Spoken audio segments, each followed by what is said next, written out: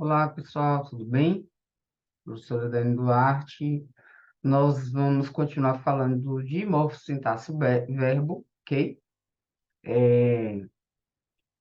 E aí a gente tem um material um pouco mais longo, porque é uma classe que tem bastante coisa para falar sobre, e bastante coisa, e se fosse bastantes coisas, seria correto para falar que são importantes para tudo, tá? Porque verbo é essa classe de palavras que determina se uma frase vai ser oração ou não. E aí, a partir do verbo ali, que há essa possibilidade de análise sintática, tá? Então, é importante demais. E aí tem muita coisa que às vezes assim as pessoas ficam em dúvida, poxa, eu não consigo entender tal assunto de concordância verbal. E aí a pessoa não consegue entender aquele assunto porque ela passou por verbo e não, né, e assim, e não estudou, por exemplo, vozes do verbo. Não só isso, né? Fora as outras, todas as outras questões, mas, por exemplo, vozes, do verbo é um conteúdo importantíssimo, né? Para você compreender, dentre várias coisas, concordância. E muitas vezes as pessoas só querem dar uma pincelada. Nesse curso, a não ser assim, né? Se vocês percebem que, não, esses assuntos de português eu não preciso deles, ou então vou passar rapidamente, ou vou só olhar o material escrito, ou só vou ver na hora que tiver as correções, né, dos simulados. Mas tanto que eu tô segurando as questões, porque as questões, elas são questões mais complexas. Geralmente vai para a sintaxe mesmo, né? Então, mas esse caminhar que a gente está fazendo aqui já é para isso, tá? Inclusive, essa semana até falei que ia passar uma prova, mas hoje eu passo, tá? Então, eu vou começar, porque, inclusive, a gente está bastante quente. Eu até peço desculpas às vezes, né? Se ficar com o nariz um pouco irritado e tal, porque a gente está aqui, família, botar dessa forma, né? Muito ventilador em cima da gente, janela aberta e sol, e Deus nos ajude. Então, verbos são palavras que exprimem ação, estado, mudança de estado e fenômenos meteorológicos, sempre em relação a um determinado tempo, ok? E aí a gente tem aqui três exemplos, né? De um verbo que denota ação, né? Que exprime ação, que exprime estado, que exprime fenômeno meteorológico. Faz toda a diferença também, né? Quando a gente fala assim, é morfossintaxe, eu tô aqui, eu nem vou falar muito né, sobre função e tal, porque, como eu falei, né? O verbo é determinante para a existência da oração. E aí, por exemplo, né? Ou ele vai ser ali um núcleo, né? Do predicado verbal, ou do predicado verbo nominal, um dos núcleos desse predicado, ou ele vai ser um verbo de ligação, né? Então, e aí, essas ideias, né, que o verbo exprime, elas são determinantes também para isso, né? Porque aqui, por exemplo, esse verbo aqui de ação, ele é o núcleo do nosso predicado. Fora as classificações de verbo, né? Esse verbo que dá a ideia de estado, ele já vai ser um verbo de ligação.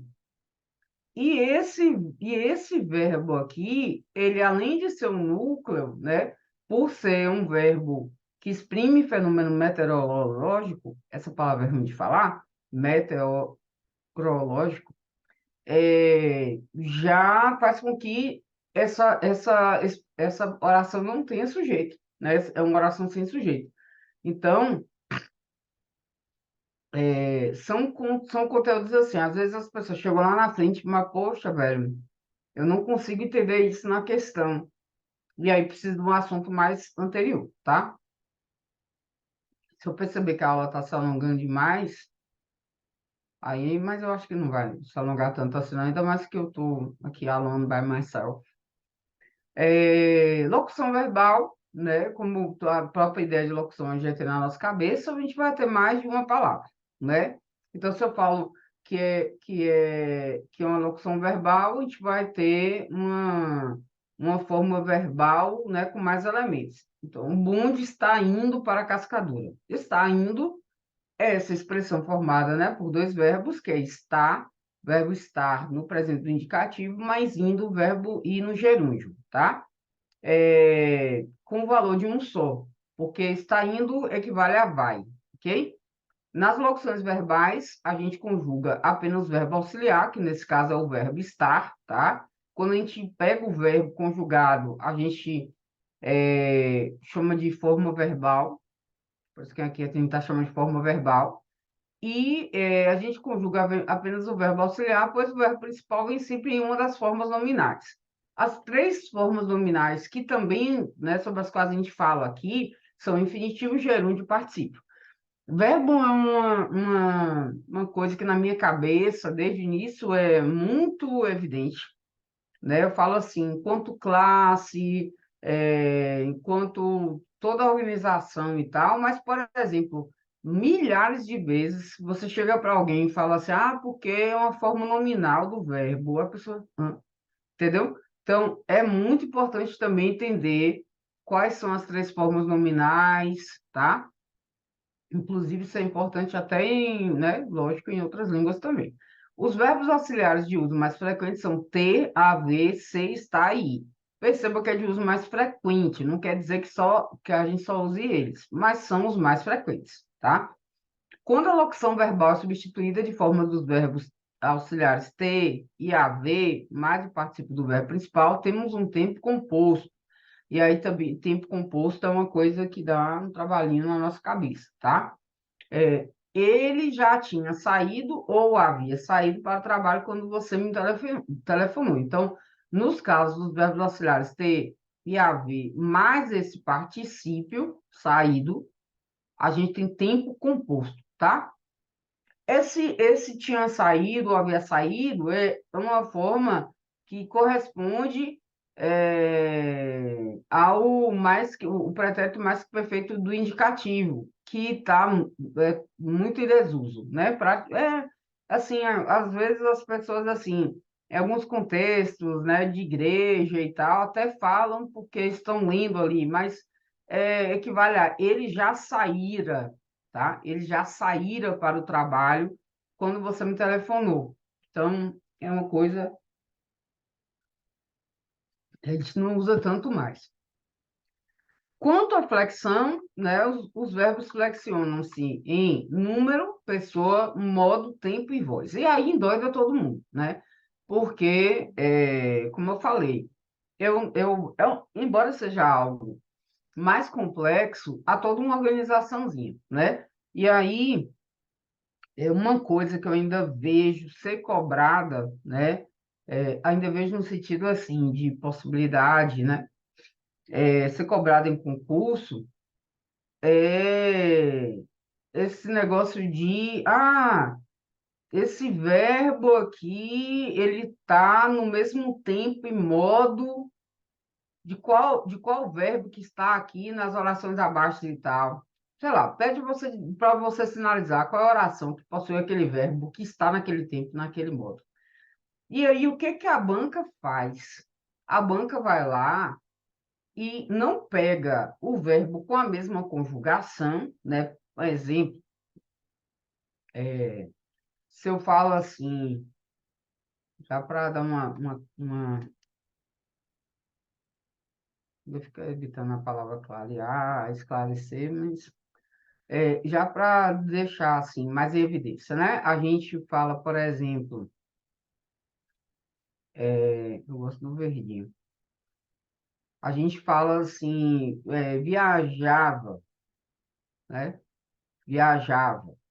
E aí, isso aqui é o nosso pretérito imperfeito do indicativo. E aí, a banca vai lá e estava lá, viajava. Aí, pega um exemplo do texto que tem... Ah, isso aqui é conjugação AR, né? Como a gente vai ver, né? Aí pega, que é a primeira conjugação. Aí a gente pega do verbo viajar. Vou botar bem, né? Porque, assim, na minha cabeça, óbvio que, por mais que algo seja muito evidente na minha cabeça, eu sempre vou deixar mais evidente para vocês, né? E aí, pega lá, tipo, partíamos, por exemplo, partíamos.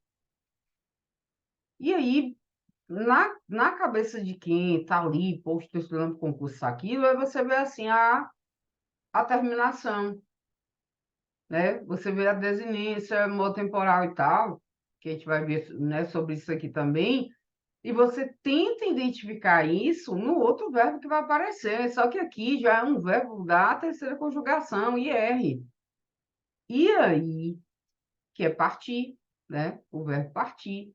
E aí, no caso de partir, a gente tem uma conjugação, uma forma de conjugar ali diferente, uma terminação diferente. Então, você não fala viajava, você fala partia, não é? Então, aí tem que compreender, né? Da mesma forma, se fosse beber, que é a conjugação é, seria bebíamos.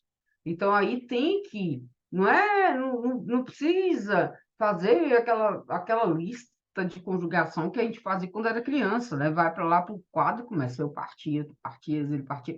Mas você tem que compreender que na segunda e terceira conjugação, a gente já vai ter, aqui já é a segunda, né, R, a gente vai ter uma terminação diferente ali no verbo, e esse tipo de questão eu já vi, né? Porque essas coisas desafiam a gente mais, a banca pode cobrar, entendeu? Então, verbo é esse negócio que até morfologicamente podem chegar lá e cobrar da gente, tá? Para ser uma mistura de maldade com. Tipo, quer saber, pô, estudou mesmo, né? Às vezes é meio desleal até isso. Número pessoa. Então, as três pessoas do verbo, né, são as mesmas do discurso, né? Ou seja, aquelas que envolvem todo o ato de comunicação. E aí podem estar no singular ou no plural. O que é esse negócio das pessoas do discurso e tal? Eu, tu, ele, ela, nós, vós, eles, elas, a gente, né? Esse tanto de gente, mais que são as três pessoas, singular, plural, tá? Então, a primeira pessoa quem fala, a segunda com quem se fala e a terceira de quem ou de que se fala, tá? Então, eu escrevo bem, nós escrevemos bem. E aí, veja que eu destaquei aqui o mos, né? O S, o E, o is, que também é tudo destaque que Cereja Magalhães fizeram, né, seu material. Né? Ele, ela escreve bem, ele, elas escrevem bem, ok? Então, é importante ter isso em mente, porque número de pessoa é muito importante também, tá?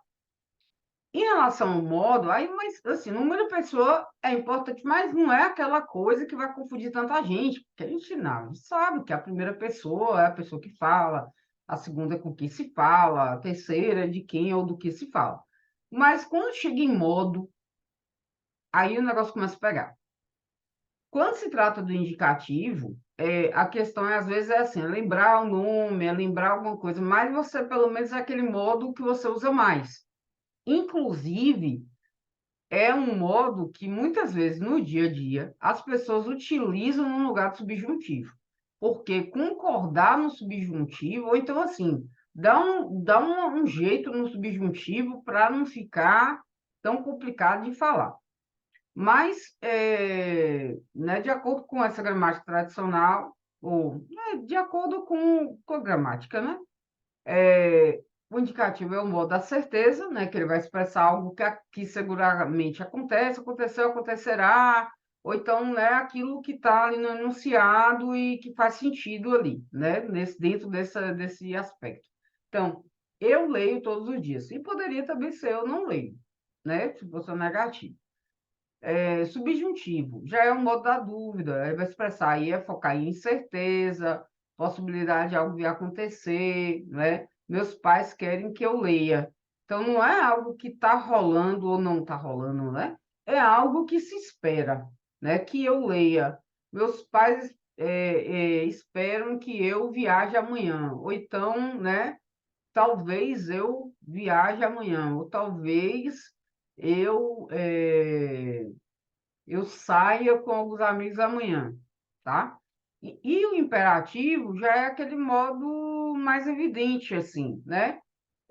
Porque por se tratar, né, dentro dessa configuração, assim, de a gente pegar, usar ali o verbo e dar essa ideia de persuasão, de ordem, de pedido, de conselho, de convite, né, e não ter, assim, né, tem umas questõezinhas de conjugação, mas que praticamente nem são muito exploradas, assim, eu vejo, né?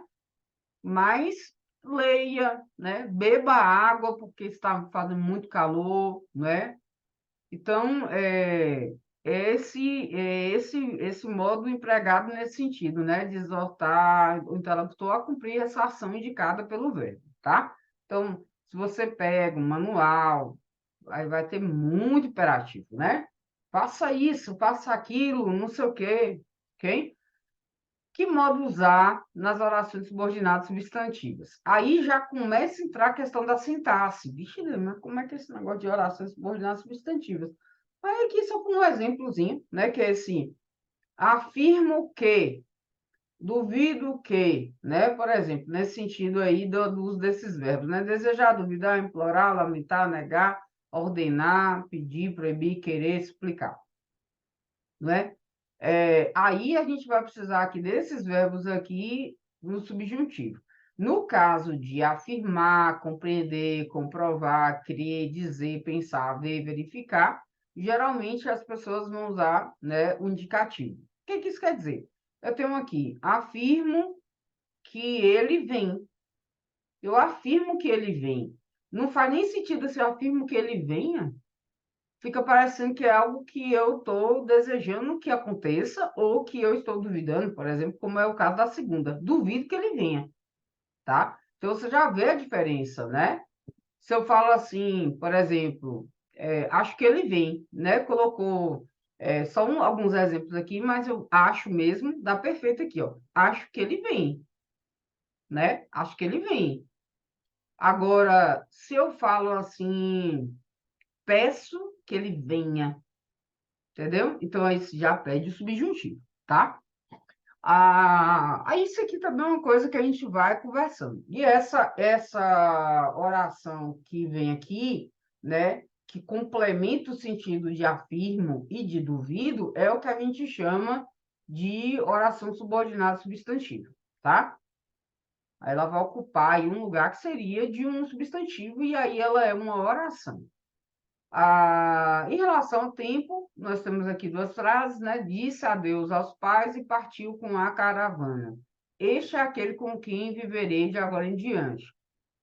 Eu tenho aqui os exemplos disse, né? Partiu, foram destacados aqui as formas verbais e viverei, tá?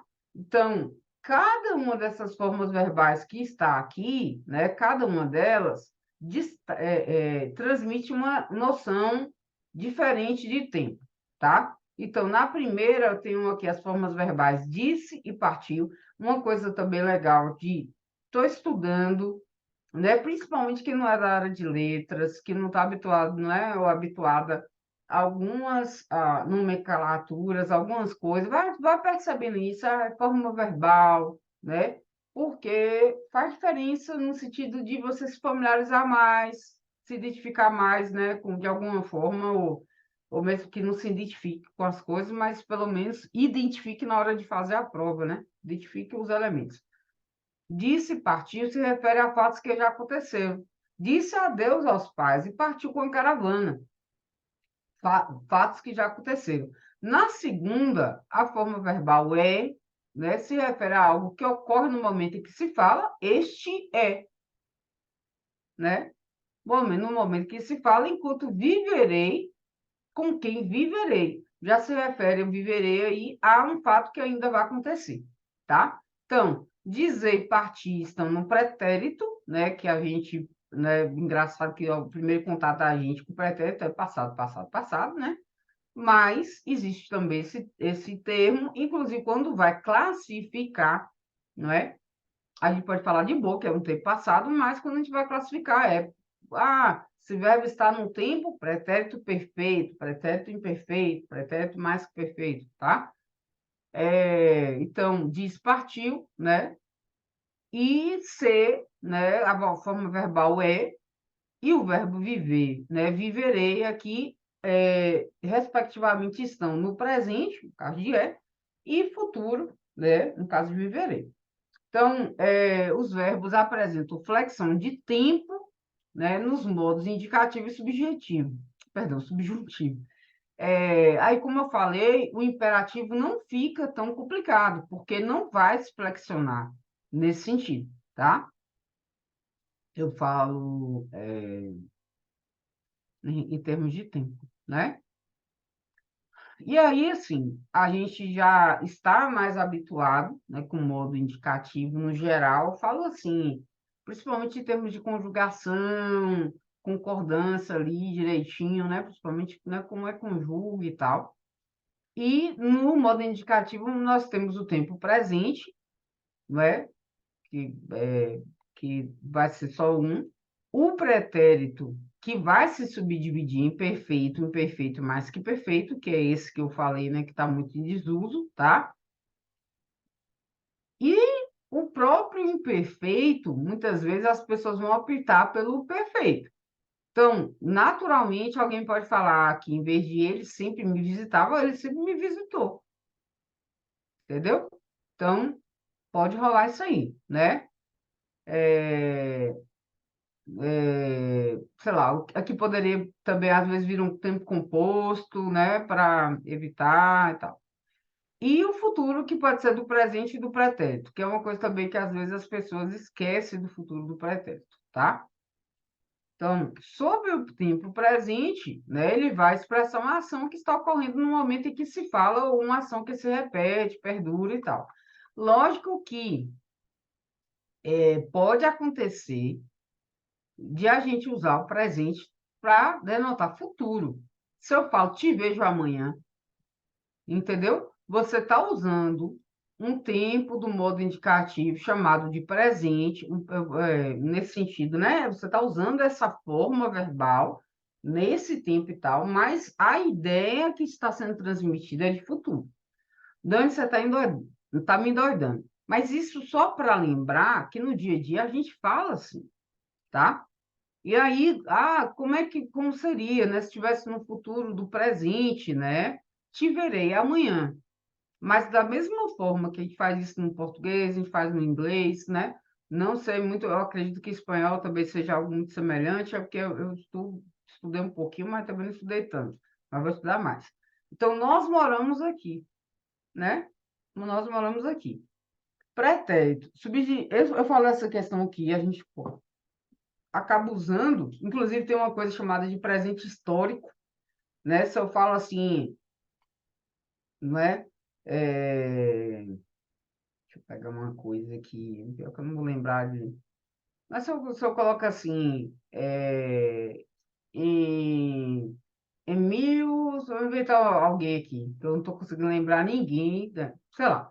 Meu irmão mais novo, em 1991, nasce meu irmão mais novo.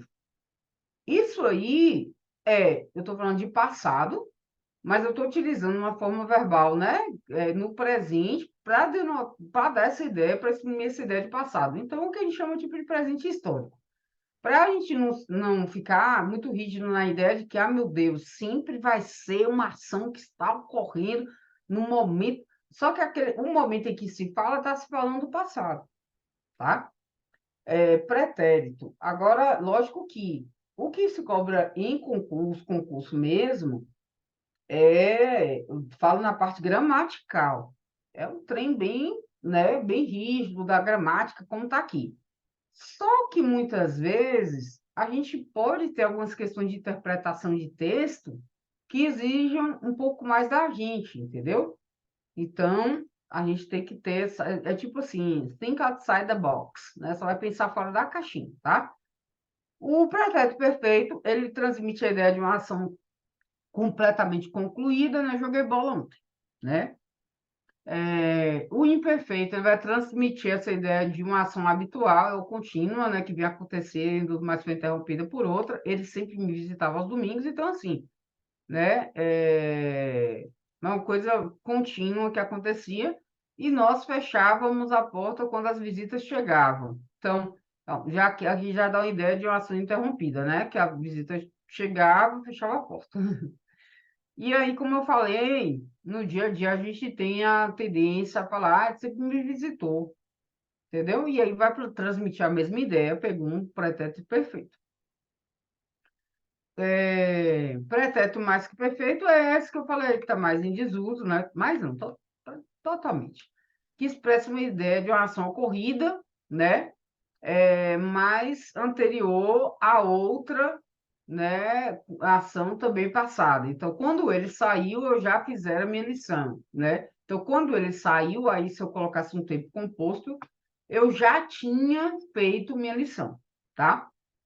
O futuro subdivide-se em futuro do presente, que expressa a ideia de uma ação que ocorrerá em um tempo futuro em relação ao tempo atual, como irei à praia amanhã, né? E o do pretérito expressa uma ação que ocorreria. O ocorrerá e o ocorreria já dá uma boa noção, né, de conjugação aqui para a gente. Por quê? Porque se é uma coisa que ocorrerá, eu irei. Se é uma coisa que ocorreria, eu iria. Eu não tenho certeza, né, disso. É uma coisa assim, tem alguma condição para isso, né? Então, se estivesse de férias, né, eu iria, né? Não é uma coisa assim, eu irei, né? Não é, ok?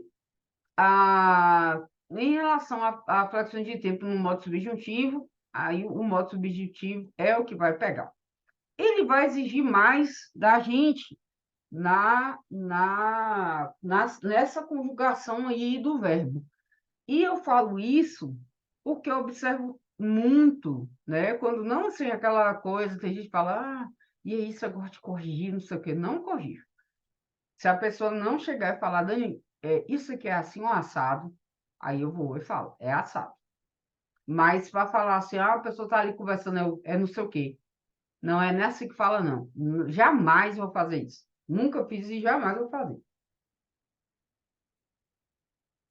E na sala de aula, né, no momento mesmo de correção adequada a isso, aí são outros 500. Mas, por exemplo, o aluno está ali falando e tal, a gente vai deixando o aluno falar, é igual em inglês.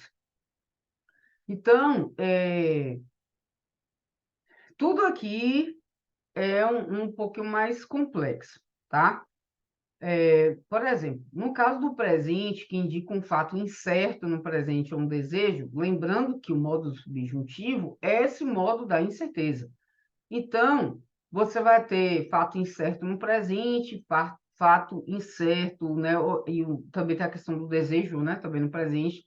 Você vai ter um fato incerto ou improvável no pretérito imperfeito, e você vai ter essa ideia de um acontecimento possível no futuro, tá? Então, no caso do presente, né? Geralmente você vai ver ele sendo expresso ali depois de convém que, né? É necessário que, é possível que, tomara que, talvez, que eu até dei um exemplo nesse instante, talvez. Então, talvez eu faça um curso de inglês este ano, né? Talvez eu faça. Então, veja que muda a perspectiva. Você fala assim, faço um curso de inglês, farei um curso de inglês, fazia um curso de inglês, diferente de talvez eu faça. Em relação ao imperfeito, que indica um fato incerto ou improvável, né, ou um fato que poderia ter ocorrido, né, mediante alguma condição, se ele pensasse no futuro, estudaria mais. E aí, quando você pega e linka e você fala assim, mas um fato que poderia ter ocorrido mediante certa condição, eu acabei de falar do futuro do pretérito. E aí, o que que acontece? Na primeira oração aqui, você tem o pretérito perfeito, e na segunda, você tem o futuro do pretérito, do indicativo. Pretérito do perfeito, do subjuntivo, se ele pensasse, estudaria mais. Entendeu? Então, aí você já vai ligando umas duas ideias aqui, né? Elas acabam sendo relacionadas.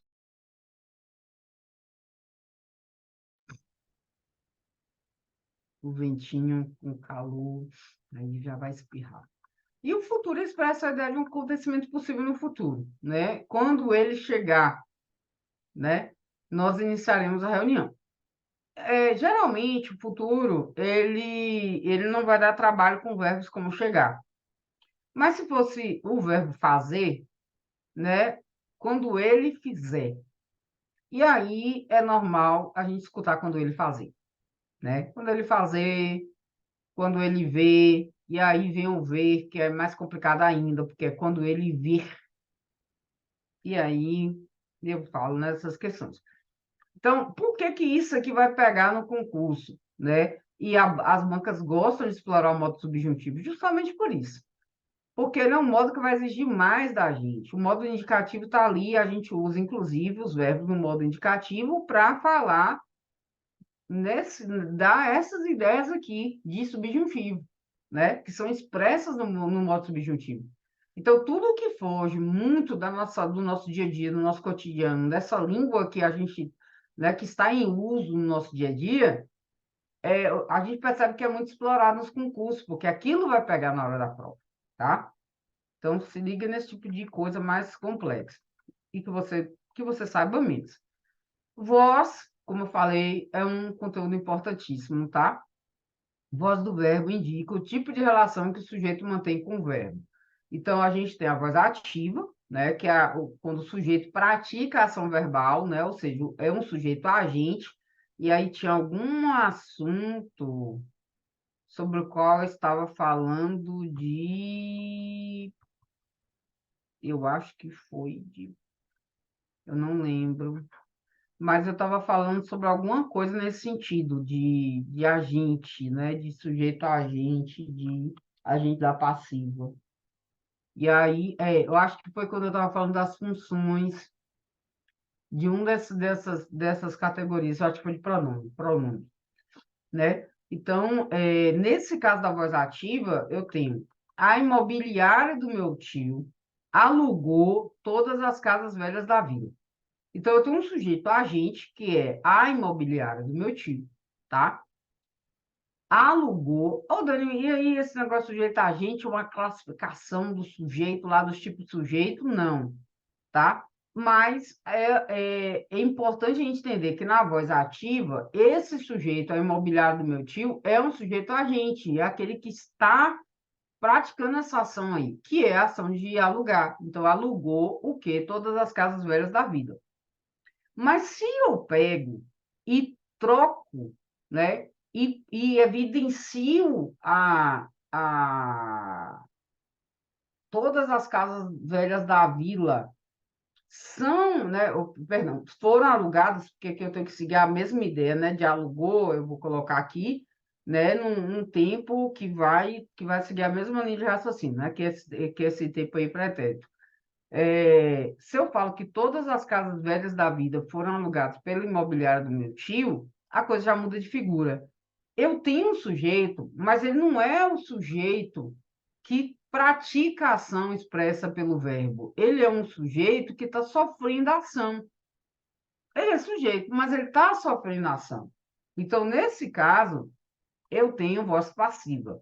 E no caso de voz passiva, eu tenho dois tipos de voz passiva. Aí aqui pega o negócio dois assuntos que caem, que as pessoas ficam meio assim, que é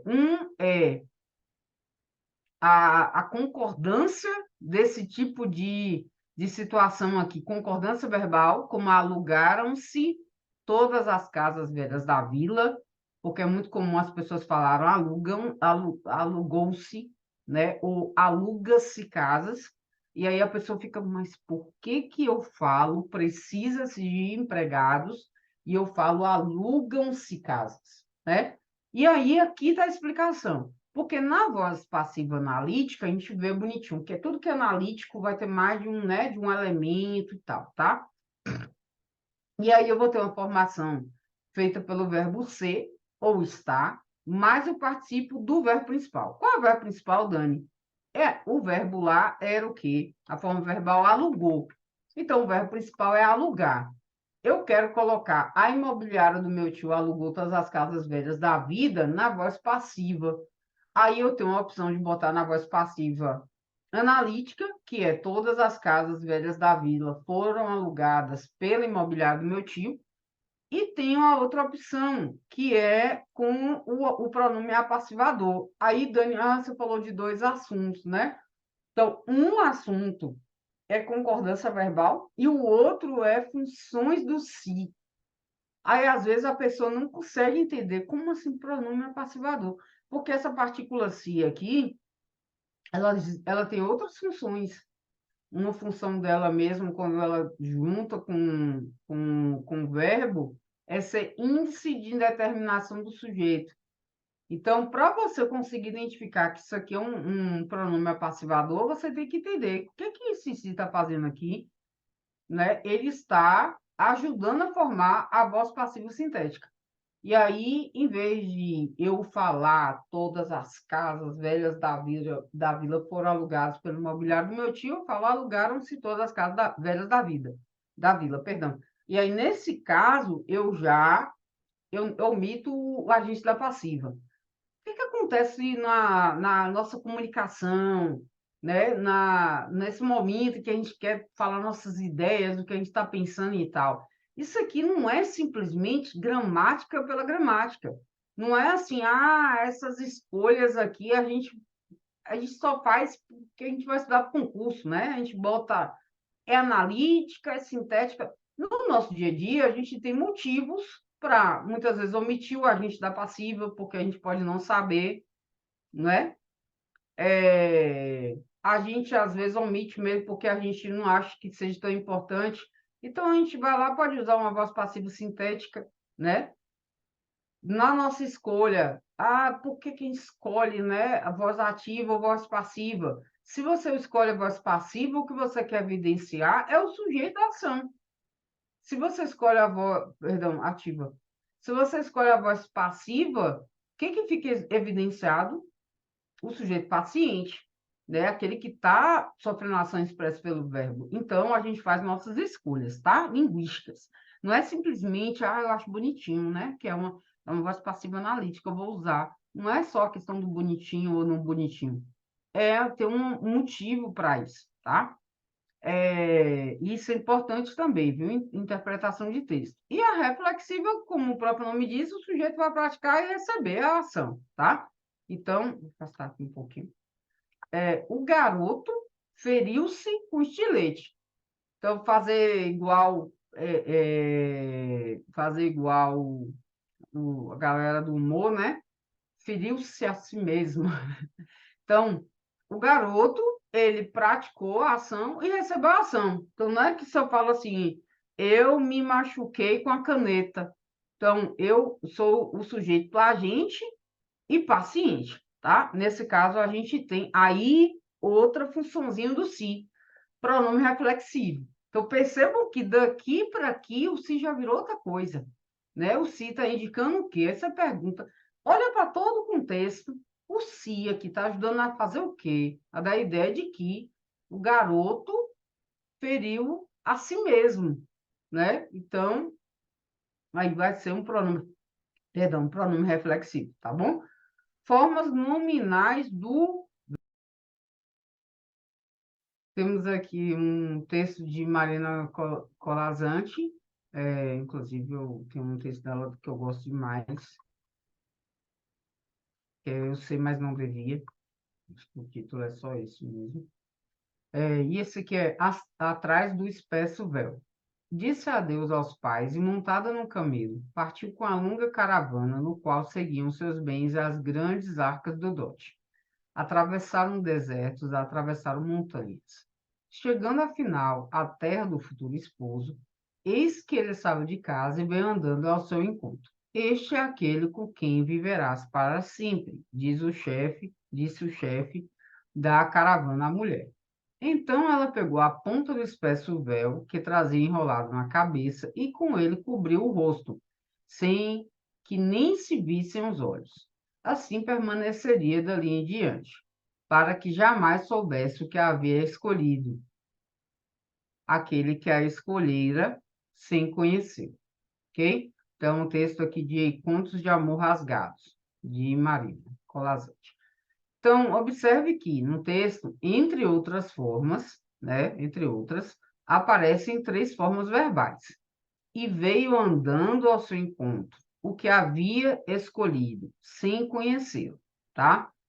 Então, as formas verbais destacadas aqui chamam-se, respectivamente, gerúndio, particípio e infinitivo.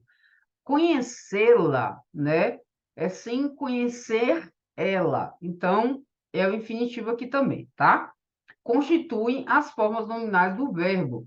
Embora, por exemplo, na minha cabeça seja, né, nossa, formas nominais do verbo, o negócio já está assim bem em evidência, como eu falei, às vezes as pessoas, né, ficam um pouco confusas em relação a isso. Essas formas nominais dos verbos, né, elas podem desempenhar também a função de um nome, tá? E aí, a gente tem alguns exemplos aqui, como estou devolvendo os livros emprestados. Então, emprestados é uma forma nominal correspondente a adjetivo, tanto que concorda com o que vem antes, né? Livro emprestado, livros emprestados, caneta emprestada, canetas emprestadas, né? Tem isso. Estou lhe devolvendo os livros que me emprestou. Aí aqui já é o quê? Um verbo, tá? É, a gente tem as formas nominais do verbo, né? Acrescida dessas desinências, tá? Então, elas derivam do tema, do radical vogal temática, né? Do verbo, acrescido dessas desinências, o Rzinho para infinitivo, o né, do particípio e NDO aqui do gerúndio, tá? Então, atravessar, conhecer, partir. Atravessado, conhecido, partido. Atravessando, conhecendo, partindo, tá?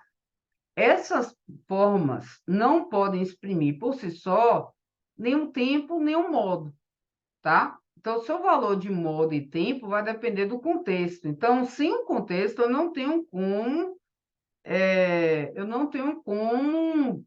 né? Se eu falo assim, atravessar. Sem contexto, eu não tenho como, né? Conhecendo, né? Se eu falo assim, ó, é, estamos nos conhecendo, estávamos nos conhecendo, né? Estaremos nos conhecendo. Então, tem que ter um contexto. A forma nominal sozinha, ela não vai conseguir. Quinha, pisei em Quinha aqui sem querer. Não vai conseguir, tá?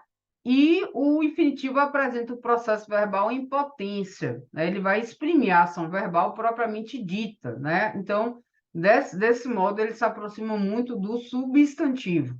Então, ler é um prazer. A mesma coisa vai acontecer com o inglês, tá? Assim, a gente vai ter uma relação aí semelhante, assim, no sentido mas usando já o gerúndio. Interessante, né? É interessante isso. Já o gerúndio no português, né, vai transmitir a ideia de que a ação verbal está em curso, né? Fala assim, andando, né? Então, desempenha desse modo as funções exercidas pelo advérbio e pelo adjetivo, né? Chegando, afinal, à terra dos futuros esposos, eis que ele saiu e veio andando ao seu encontro. Então, né, essas ideias aí. E o particípio transmite a ideia de que o processo da ação verbal chegou ao fim, né? E também pode, né, desempenhar a função de um adjetivo. Nesse caso, como eu falei, concorda em gênero e número, tá? Então, se a jovem não escolhera, foi escolhida. Se fosse o jovem, foi escolhido. Se fossem os jovens, foram escolhidos. Se fossem as jovens, foram escolhidas, tá? E essa ideia do processo verbal, da ação verbal que chegou ao fim, é porque, por exemplo, eu posso falar, né? Eu tinha terminado a atividade, né? Então, você usa o particípio aí para dar essa ideia de finalização, né? Terminado, né? Ou então, simplesmente, você fala até assim, a depender a coisa do contexto, né? Eu falo assim, terminou? Aí a pessoa fala terminado, né? Tipo assim, tá? Se a pessoa ainda estiver fazendo, terminando, né? Classificação dos verbos. Os verbos classificam se quanto à flexão, né, irregulares, regulares, anômalos, defectivos, abundantes e quanto à função em auxiliares e principais. Aí aqui também pega um pouquinho, porque algumas questões sobre conjugação, né, são muito importantes aqui nessa parte, as pessoas têm mais dificuldade com elas, tá? Então, no que tange aos verbos regulares e irregulares, eu trouxe essa tirinha aqui de Theo Minimundo, né? Esse cara fantástico, Caetano, tem essa página, quem não segue lá no Instagram, né? Não acompanha o site dele e tal, eu sugiro que acompanhe, é um trabalho fantástico, tá? E aí, esse aqui mesmo é essa tirinha de um livro que, inclusive, que eu adquiri nessa última produção dele aí, nesse lançamento. Acho que foi o mais recente. Esta é a minha cabeça por dentro. É uma sala vazia? Ah, uau! É uma sala vazia? É. O que você faz aqui? Vou te mostrar. E eles começam a bailar. Dentro da sala vazia. Então, no terceiro quadrinho da tira, aparece o verbo mostrar, primeira conjugação. Aí eu vou aqui mostrar, né? Aqui. Esta é a minha cabeça por dentro, né? É uma sala vazia. Aí vem, o que você faz aqui? Vou te mostrar. Já era para ter lido logo o terceiro, né? Muito bem. Então, se conjugarmos esse verbo no presente, no pretérito perfeito e no futuro do indicativo, observaremos que ele não apresenta alterações no radical. Vixe, Deus, mas, poxa, mas se tem tudo isso, né? A gente precisa fazer isso e tal. Naturalmente, a gente já percebe no nosso dia a dia quais são aqueles verbos que são regulares, né? Mas você pode chegar e fazer o quê? No presente, eu mostro. No pretérito perfeito, lembra que eu falei do vá, né? Mostrava. E no futuro do indicativo, mostrarei. Então, não apresenta alterações em seu radical. Aí, e dando esse negócio de radical e tal, a gente falou de radical, falou de desinência, né? Então, radical é essa partezinha aqui, tá? Então, a gente não apresenta alterações no nosso radical, ok? Então, o verbo mostrar e todos os verbos que, ao serem conjugados aqui, né, como esse exemplo aqui, não sofrerão alteração no radical, né, e cujas desinências, né, esse o vá, o rei aqui, né, variam de acordo com o modelo, porque essa coisa do regular segue o modelo, né? São chamados regulares, tá? No terceiro quadrinho aparece a forma faz, que é quando ela pergunta, né? O que você faz aqui? Não é isso? O que você faz aqui? Faz. O verbo fazer, segundo conjugação. Ao conjugar esse verbo fazer, né? Na mesma pessoa, nos tempos verbais que conjugamos, né? Que acabamos de conjugar aqui o verbo mostrar, nós vamos ver que ele sofre alterações no seu radical. Então, por exemplo, aí deu colocou aqui também, né? Um exemplo aqui de escrevia, né? De escrevo, escrevia, escreverei. A gente botou aqui o verbo escrever, porque o verbo mostrar, ele está na primeira conjugação. E o verbo escrever é da mesma conjugação, segunda, né? Do verbo fazer. Então, para ter um exemplo aqui, ó, escrevo, escrevia, escreverei, não tem alteração em seu radical. Continua, escreve, né? Escreve, escreve, escreve, até o Vzinho. No caso do verbo fazer, há uma alteração, né? Total aqui, quase que total, né? Faço, né? Não é eu faço, né? Tipo assim, aí vem fazia, aí aqui já é farei. Então, se sofre alteração no radical, né? E se afasta também no modelo de conjugação ao qual pertence, né? Aí a gente já chama de irregular. Isso acontece também com os verbos dar, ser, estar e ter, tá? Então, aí a gente fez já a comparação aqui, e nos primeiros quadrinhos temos também a repetição da forma verbal é, né?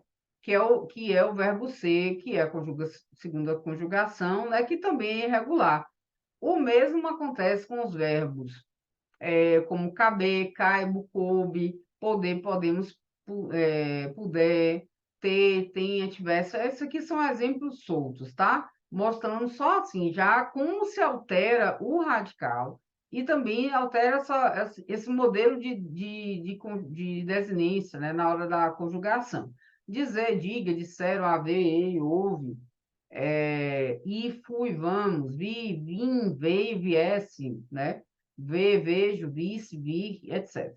Para saber se um verbo é regular ou irregular, basta conjugá-lo, como a gente falou, né? No presente ou no pretérito perfeito do indicativo. Então, se esses dois tempos seguirem o modelo dos verbos regulares, os outros tempos também vão seguir, tá? Aí, se não, é sinal de que são irregulares. Aí tem, embora a gente tenha falado até de questões de radical e tal, lembrei agora que tem esse quadrinho aqui. Na minha cabeça até eu já tinha falado do quadrinho, mas tem esse quadrinho falando dos morfemas dos verbos, tá?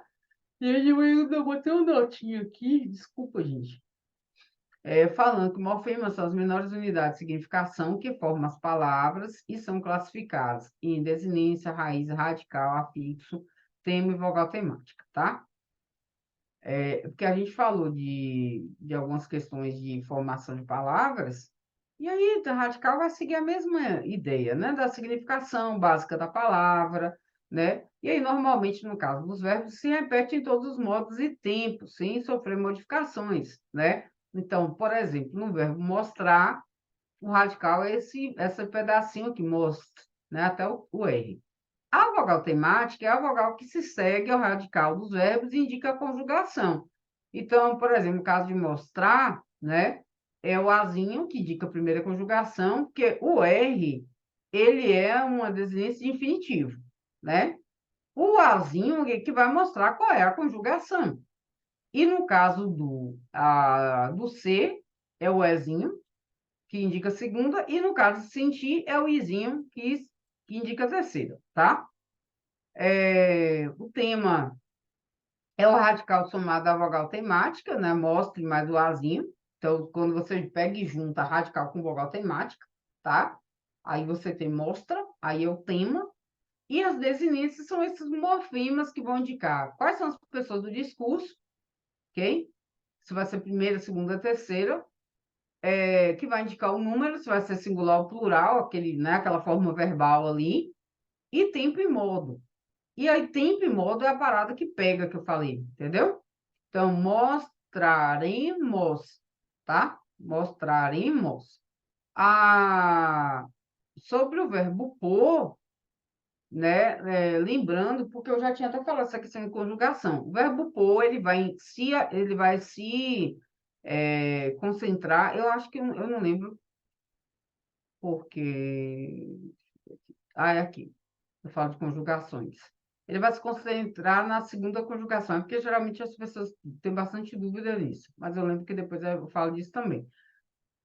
Os verbos anômalos são aqueles que, quando a gente conjuga, né, apresentam no radical alterações mais profundas do que aquelas que já são sofridas pelos verbos irregulares. Então, tipo assim, é o irregularzão, tá? O verbo anômalo. E aí, nós temos o verbo ser, né, que no presente do indicativo somos, sois, são, né? Tem uma mudança muito radical. O pretérito perfeito do indicativo, fui, foste, foi, fomos, fostes, foram, e no imperfeito do indicativo, era, eras, era, éramos, eras, eram, né? Então, assim, são alterações muito profundas.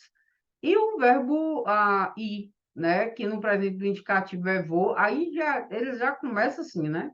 Totalmente diferente. Vou, vais, vai, vamos, ides, vão. No perfeito indicativo, fui, foste, foi, fomos, fostes e foram. E no imperfeito indicativo, ia, ias, ia, íamos, ieis, iam, tá? Os defectivos são verbos que, ao serem conjugados, não apresentam todos os tempos, modos ou pessoas. Então, na maioria dos casos, a defectividade verbal, ela vai ser devido à eufonia e à significação. Então, a gente evita falar algumas coisas, né? Porque meio que soam mal. Então, o verbo abolir, por exemplo, ele não é conjugado na primeira pessoa do singular, que seria abolo, né? Porque vai ser feio mesmo. Os verbos reaver e precaver, por exemplo, também só tem no presente do indicativo a primeira e a segunda pessoa. Nós reavemos, vós reaveis, aí tem precavemos, precaveis. Quando necessário, suprimos a ausência das outras pessoas empregando algum sinônimo. Em vez de falar, não tem, né, não conjuga aqui na primeira pessoa do singular, eu falo eu recupero, né? Inclusive, eu, Daniela, faço isso em alguns momentos que eu sei que as pessoas vão achar estranho, né? Quando eu vir meu irmão, eu vou falar com ele. Aí eu pego e falo assim, quando eu encontrar. Porque às vezes a pessoa vai ficar assim, velho, eu vi, né? Igual aquele negócio assim, sabido, souber, né? Se não conhece, depois eu vou mandar.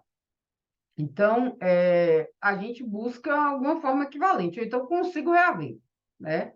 Posso reaver, vou reaver, alguma coisa do tipo.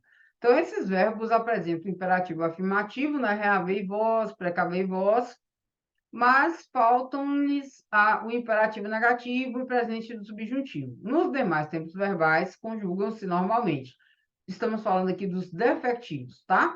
Que são aqueles que não apresentam todos os tempos, todos os modos e pessoas, tá? Principalmente por conta dessas questões, assim, que não soam bem às vezes.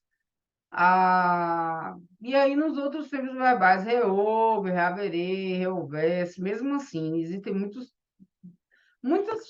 verbos que as pessoas acabam evitando de usar mesmo, porque vai ser chato, difícil, sei lá, para falar. Os abundantes são aqueles que eles apresentam duas ou mais formas equivalentes, como havemos, imos, entopem, entupem, matado, morto, tá? E geralmente essa questão da abundância ela vai residir no particípio. Então, o que que acontece? Eu tenho para o verbo aceitar, eu tenho um particípio regular aceitado e tenho um particípio irregular, aceito, aceite. A mesma coisa é acender, benzer, eleger, entregar, tem uma listinha aqui, tá? Até vagar ali, ok? E aí, a gente tem esse regular, que é terminado em ado, como aceitado, ido, né? Acendido, benzido, elegido e tal. E tem o outro irregular, que é proveniente do latim ou de algum nome, né, que passou a ter aplicação como verbo, tá? E como é que eu sei, Dani, aqui? Qual é a coisa que pega, né? Pega o seguinte, na hora que você vai construir o tempo composto, né, na voz ativa, você tem, por exemplo, os verbos auxiliares ter e haver. E esses particípios, eles vão acompanhar, né? Os regulares vão acompanhar o ter e haver. E os irregulares vão acompanhar ser e estar. Aí vem aquele problema, né? Eu tinha falo, né? Eu tinha falo. Qual o problema eu tinha falo? É, Como falo é uma palavra utilizada para órgão genital masculino, né? Se você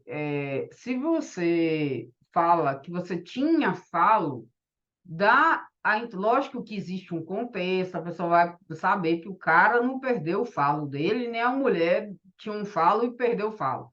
Mas dá para entender, né? Mas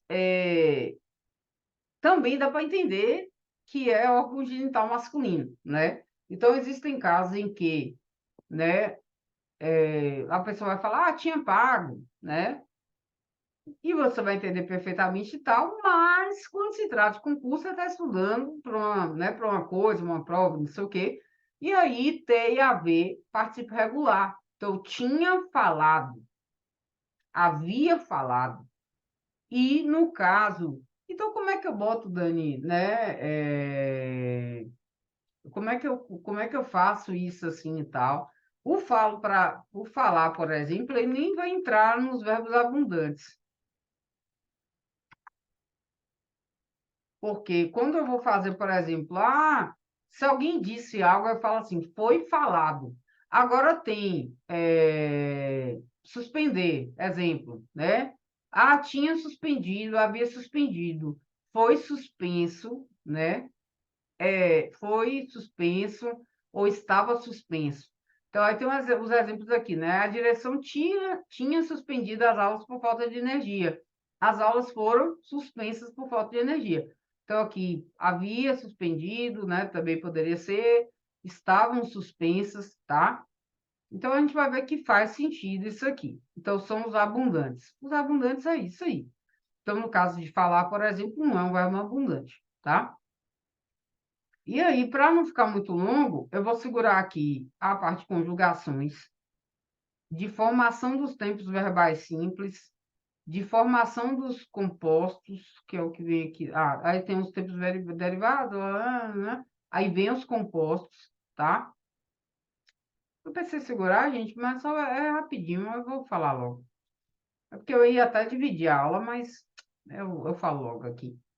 Porque não tem também uma coisa, né? Já falei, né, das três conjugações, então os verbos que têm vogal temática A, primeira conjugação, pensar, vogal temática E, segunda conjugação, um exemplo, entender, e a terceira, refletir.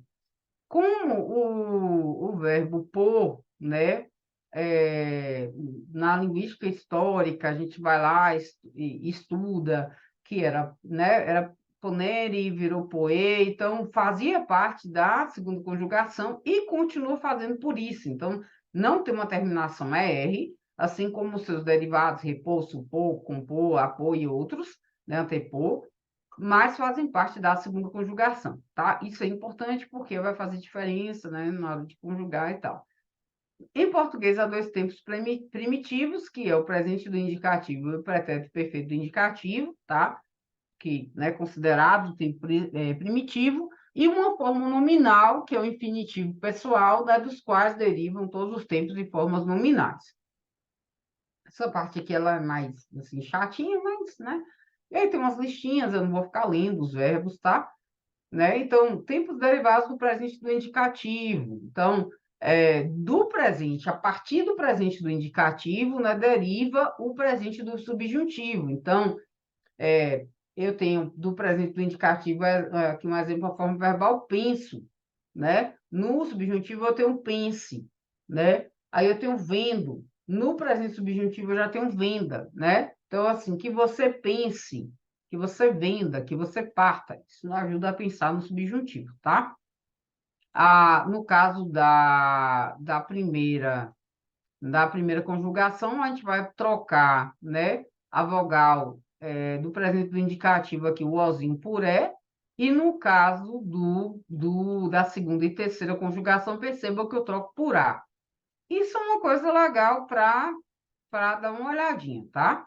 Porque se você tem dificuldade, né, que você, por exemplo, que você estudar, que você estude, né? Mas se for comer ou partir, aí já vai ser que você coma, que você parta. Então já vê que muda, né? A vogalzinha aí. Constitui exceções os verbos haver, ir, ser, estar, querer, saber, né? Que no presente do indicativo e no presente do subjuntivo se conjugam de uma forma diferente, né? Então, quando se trata de formas irregulares, né? Então, é e, as, a, vemos, haver, são. É bom ler isso aqui se tiver dificuldade, tá? Porque, no geral, assim, na minha cabeça, eu conjugo esses verbos aqui de boa, tá? Em todas as pessoas do discurso. Mas, assim, é bom. Às vezes até a gente fica assim, meio sabido, souberam, mas sempre pesquisem, sempre dê uma lida, é interessante.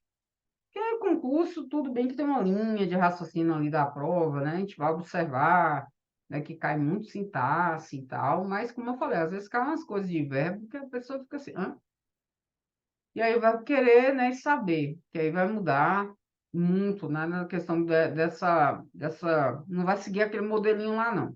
Do presente do indicativo e do presente, né, do subjuntivo, né, a partir desses dois presentes, originaram-se o imperativo afirmativo e negativo. Então, eu digo, né, imperativo afirmativo não tem aqui na primeira pessoa, aí tu dizes, dize tu, diga você, digamos nós, eu diga, tu digas, aí tem, né, os tipos de imperativo aqui, o afirmativo e o negativo, tá? Aí são questões assim mais, né, que é mais importante. No caso do imperativo, eu não vejo tanta coisa assim. A gente vai até observar nas questões que não é algo que é muito cobrado, não, tá? O povo vai focar muito entre indicativo e subjuntivo. O verbo ser, né, nas formas da segunda pessoa, tu, vós, do imperativo, apresenta exceções. Então, ser tu, aí tem lá na Bíblia, ser tu uma bênção, né? E tal, né? Essas formas, assim, você muito... pelo menos eu vejo muito, assim, numa linguagem bíblica, né, e tal. Então, as demais formas vão se formar do mesmo modo lá, né, do que os outros verbos. Tempos derivados do pretérito do indicativo. O pretérito mais que perfeito do indicativo, né, que é quando a gente junta essas desinências do ra, ras, ra, que é o, né, estudara, fizera, né, tal. E o pretérito imperfeito do subjuntivo, né, que é quando a gente junta essas desinênciazinhas aqui, né? Então, se tu quisesse, né? Se tu pensasse e tal. E o futuro do subjuntivo, né? Que a gente faz, quando eu chegar, né? Quando tu chegares, né? Quando nós chegarmos e tal. Aí tem aqui a formação do verbo fazer. Então, pretérito perfeito do indicativo fiz, pretérito mais perfeito do indicativo fizera, né? Pretérito perfeito subjuntivo fizesse e o futuro fizer, ok? Aí segue essa lógica aí. E nos tempos derivados, no infinitivo pessoal, né, deriva aqui o futuro do presente do indicativo, né, que é mais uma explicação assim, nesse ponto de vista da derivação, tá? O futuro do pretérito do indicativo, o infinito pessoal, perdão, infinitivo pessoal, tá? Que é esse estudar, estudar, estudar, estudarmos, estudar e tal. E o pretérito imperfeito do indicativo, tá? Que na primeira conjugação, o pretérito imperfeito do indicativo é um tempo bom para você focar, tá? E assim, os do subjuntivo também. Que é o que eu falei, né? Que às vezes a banca gosta de confundir, porque estava lá, estudava, né? E aí, quando vai para segunda e terceira conjugação, já é bebia, já é partia, tá? Aí tem aqui a formação do pretérito imperfeito, né? Do indicativo nas três conjugações, tá? Como eu falei, né? Lavava. Eu gosto de botar aqui com umas coisinhas minúsculas, aí na hora que vai para outra coisa aqui, muda. Então, assim, na primeira conjugação tem um exemplo, né? Lavava, lavava. Aí, quando vai para a segunda e terceira, já muda, aí ia, tá? Aí já é percebia, abria, ok? Partia. Os verbos dizer, fazer, trazer, derivados, perdem o Z, aí esse Z, né? No futuro do presente, e aí já direi, diria, farei, faria, trarei, traria, tá? Perde o Z. Os verbos ser, teve e por, né? Respectivamente, aí tem essas outras formas. Era, eras, tinha, tinhas, né? Vinha, vinhas, punha, punhas. Na formação dos tempos verbais compostos, isso aqui é importante, né? Embora alguns não sejam, né, tenha tanto uso assim, mas a gente tem o pretérito, no modo indicativo, o pretérito perfeito composto, né? Formado pelo presente do indicativo, né? Do verbo auxiliar ter, tenho, por exemplo, tenho cantado. Aí eu tenho o auxiliar, ter, né? Que está aqui, né? No presente do indicativo, tenho, e cantado, que é o verbo principal que está no particípio, tá? Na forma nominal do particípio. Pretérito mais que perfeito composto. Aí eu já vou formar pelo imperfeito do indicativo, do verbo auxiliar ter, então tinha, mais o particípio do verbo principal, cantado, tá? E aí tem a conjugação de todas as pessoas do discurso. O futuro do presente composto, terei cantado, terás cantado, ok? O futuro do pretérito composto, aí você pega o futuro do presente, terei. E aí você pega o futuro do pretérito ali do verbo auxiliar, teria. E aí coloca o particípio, tá? Cantado. Modo subjuntivo, o pretérito perfeito composto tenha cantado, né? Espero, por exemplo, espero que você tenha cantado bem, sei lá. Espero que você tenha estudado para a prova, tá? Então, o pretérito perfeito composto no modo subjuntivo. O mais que perfeito é, inclusive, muito mais utilizado do que o mais que perfeito simples lá do nosso modo indicativo. A gente fala, pensei que você tivesse cantado, né? Então, a gente usa de boa, tá? Os verbos auxiliares ter ou haver, no imperfeito do subjuntivo, tivesse, mais o nosso particípio. E o futuro composto, formado pelo futuro do subjuntivo, né? Do verbo auxiliar, tem o haver, né? No caso é tiver, tá? Que é quando eu tiver cantado, né? Quando eu tiver, não, quando eu tiver terminado aqui, eu te ligo, né? Então, a gente usa muito tempo composto, tá? Muito. Agora, como a gente usa muito, também é uma coisa que eu não vejo ser explorada, mas é legal que a gente tenha essa noção de que são tempos compostos, tá? As formas nominais, né? Eu tenho o infinitivo impessoal composto, que eu falo assim,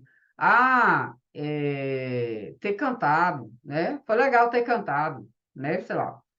Infinitivo pessoal composto, quando eu falo assim, por você ter cantado, por exemplo, né? Por nós termos cantado. E o gerúndio composto, né? Que é quando também eu pego os verbos aqui. Veja que é tudo o verbo auxiliar, ter ou haver, não é? Que esses tempos compostos são formados dessa maneira, mais o particípio do verbo principal. Então, assim, sei lá, mesmo tendo cantado, né, eu não fiquei tão feliz. Sei lá, algum exemplo assim, ok? Então, vou encerrar aqui. Verbo fica um pouquinho longo mesmo, mas às vezes tem gente que fica aí 1 hora falando sobre muito menos assunto do que eu estou falando. Mas sobre verbo é isso, tá? E aí a gente vai falar de advérbio, de conjunção, preposição, interjeição, e aí encerra. Acho que é isso mesmo. Encerra essa parte de morfossintaxe e aí vai para sintaxe, assim, mais firme, ok? Então é isso. Bye, bye, gente.